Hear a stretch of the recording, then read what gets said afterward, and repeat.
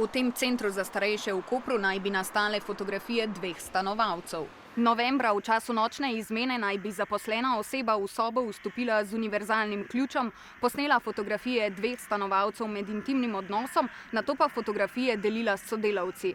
Vodstvo zanika, da so bili obveščeni o deljenju fotografij, a novembra je vodja zdravstvene nege z delavci na sestanku razpravljala ravno o prepovedi snemanja in fotografiranja stanovalcev.